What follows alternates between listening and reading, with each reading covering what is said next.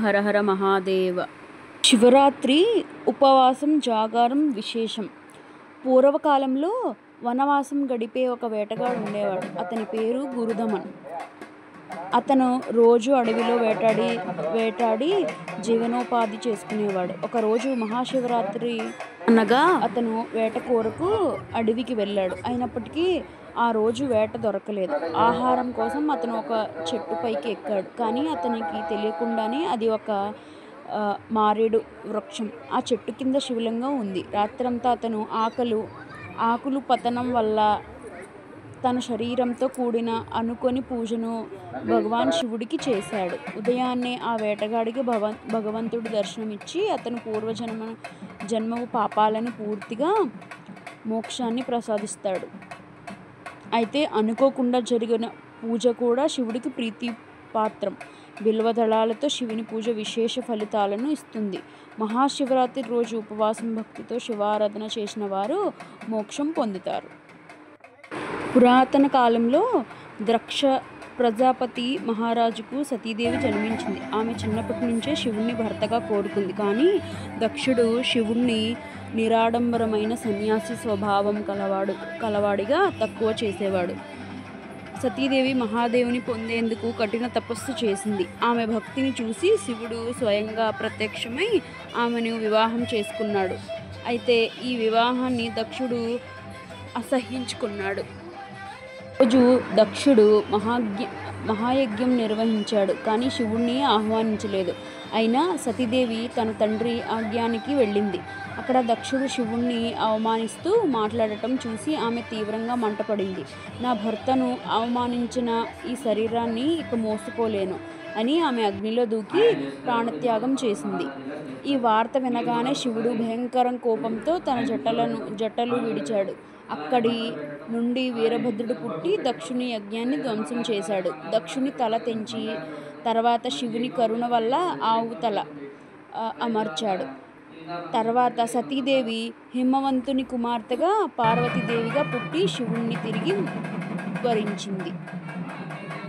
శివుని భక్తిని పరీక్షించిన ఆయనను అవమానిస్తే దాని ఫలితం ఇంత తీవ్రంగా ఉంటుందని తెలుస్తుంది. అలాగే ప్రీతిపాత్రుడైన భగవానుని సంపాదించుకునేందుకు నిజమైన ప్రేమ, భక్తి, తపస్సు ఉంటే దైవానుగ్రహం తప్పక లభిస్తుందనే విషయం స్పష్టమవుతుంది. ఒక గ్రామంలో సుధన్ అనే శివభక్తుడు ఉండేవాడు. అతను నిత్యం శివుని పూజ చేసేవాడు. కానీ తన జీవితంలో ఎన్నో కష్టాలు ఎదురయ్యాయి. ఒకసారి అతను ఒక మహర్షిని కలుసుకొని తన బాధ చెప్పాడు. మహర్షి నవ్వుతూ చెప్పారు, ప్రదోషకాలంలో శివారాధన చేస్తే శివుడి అనుగ్రహం తప్పక లభిస్తుందని. సుధన్ ఆ రోజు నుంచి ప్రతి ప్రదోష సమయంలో శివాలయంలో అభిషేకం, అర్చన, దీపారాధన చేసేవాడు. ఒక రాత్రి అతను శివలింగానికి క్షీరాభిషేకం చేస్తున్నప్పుడు స్వయంగా పరమశివుడు ప్రత్యక్షమై నీ భక్తిని చూసి ప్రసన్నుడయ్యాను, నీ కష్టాలు తొలగిపోవు అని ఆశీర్వదించాడు. ఆ రోజు నుంచి సుధన్ జీవితం మారిపోయింది. అతని సమస్యలు తొలగిపోయాయి, సంపద, ఆరోగ్యం లభించాయి. ఈ సంఘటన గ్రామంలో అందరికీ తెలిసి ప్రతి ఒక్కరూ ప్రదోష సమయంలో శివారాధన చేయడం ప్రారంభించాడు. ప్రదోష సమయంలో శివపూజ చేస్తే శివుడు భక్తులను కష్టాల నుండి తప్పించి ఐశ్వర్యాన్ని ప్రసాదిస్తాడని మనం తెలుసుకుందాం. ఓం నమః శివాయ. గంగాదేవి ఎలా శివుని జటాజూటంలో స్థానం పొందింది? పూర్వకాలంలో భూమిపై గొప్ప రాజు భగీరథుడు ఉండేవాడు. అతను ఎంతో నెమ్మదిగా ధర్మాన్ని పాటిస్తూ తన ప్రజలకు సేవ చేసే మహారాజు. కానీ అతను వంశానికి చెందిన పూర్వీకులు ఒక శాపం వల్ల భూలోకంలో రాక్షసుల చేతిలో మరణించి ఆత్మలుగా తిరుగుతున్నారని తెలుసుకున్నాడు. భగీరథుడు వారిని మోక్షానికి చేర్చాలనుకుని గొప్ప తపస్సు చేశాడు.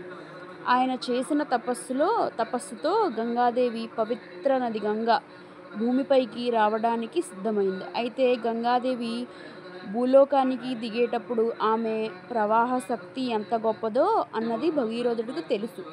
గంగాదేవి స్వయంగా భూలోకానికి దిగి ప్రవహిస్తే భూమి ఆమె మహాప్రవాహాన్ని తట్టుకోలేక నాశనమైపోతుందని దేవతలు చెప్పారు. అందువల్ల భగీరథుడు భగవాన్ శివుని ప్రార్థించి గంగాదేవిని తన జటాజూటంలో ఆపివేసి భూమికి నెమ్మదిగా పంపమని వేడుకున్నాడు. శివుని జటాజూటంలో గంగా ప్రవేశం. శివుడు భగీరథుడు భక్తికి మెచ్చి గంగాదేవిని తన జటాజూటంలో స్వీకరించాడు. గంగాదేవి తన ప్రతాపంతో ఉధృతంగా ప్రవహిస్తూ శివుని తల మీద నుంచి జాలువారింది. కానీ శివుడు తన జటాజూటాన్ని గట్టిపట్టి గంగాదేవిని అదుపులో ఉంచాడు.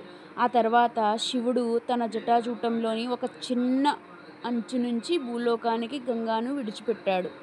అలా నెమ్మదిగా భూమిపై ప్రవహించే గంగానది పుట్టింది. భగీరథుడు తన పూర్వీకుల ఆత్మలను గంగానదిలో స్నానం చేయించి వారి మోక్షాన్ని అందించాడు.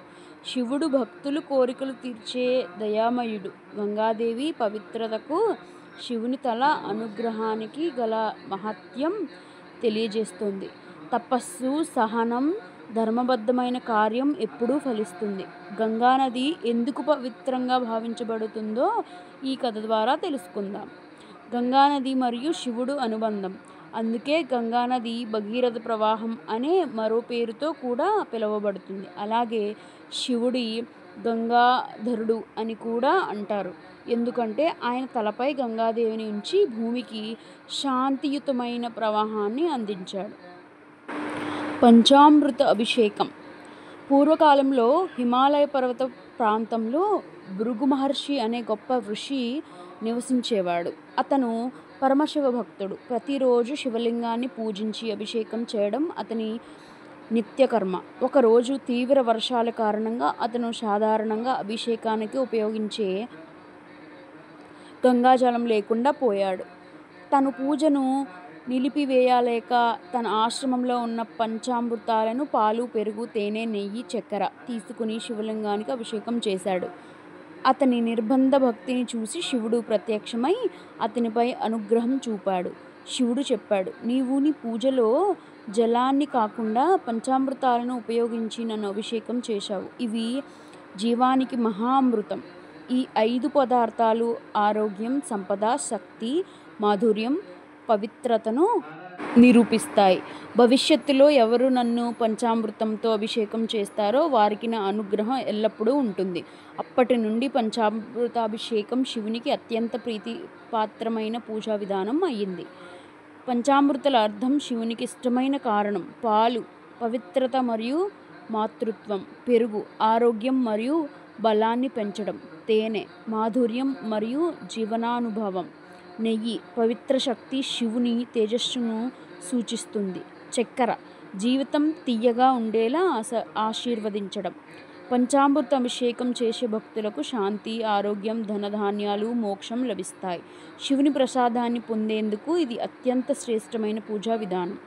ఈ భక్తితో ఏది అర్పించినా శివుడు సంతోపిస్తాడు.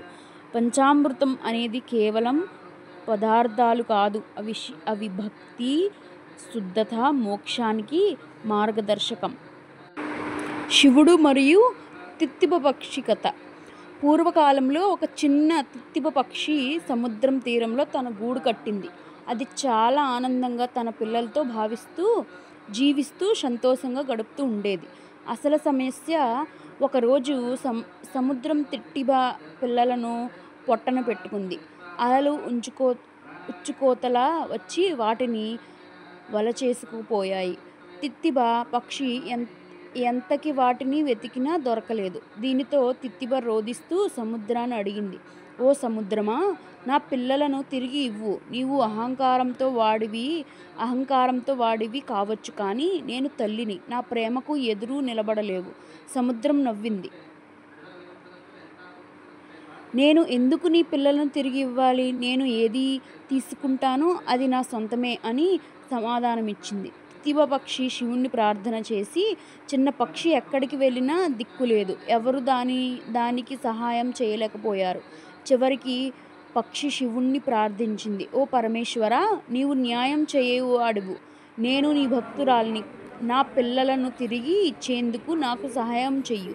శివుడు తన తాండవ నృత్యం ప్రారంభించాడు. భయంకరమైన శబ్దాలతో భూమి కప్పించింది.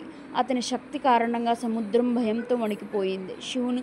సముద్రం భయంతో శరణు వేడింది. ఓ మహాదేవా, నన్ను క్షమించు. నేను అహంకారంతో తట్టిబ పక్షిని అవహేళన చేశాను. ఇప్పుడు దాని వలన పిల్లలను తిరిగి ఇస్తాను. అది వెంటనే తిత్తివ పిల్లలను తిరిగి తెచ్చి పక్షికి ఇచ్చింది. ఈ కథ నుండి నేర్చుకోవాల్సిన పాఠం ఏమిటంటే శివుడు భక్తుల కోసం ఎల్లప్పుడూ నిలబడతాడు.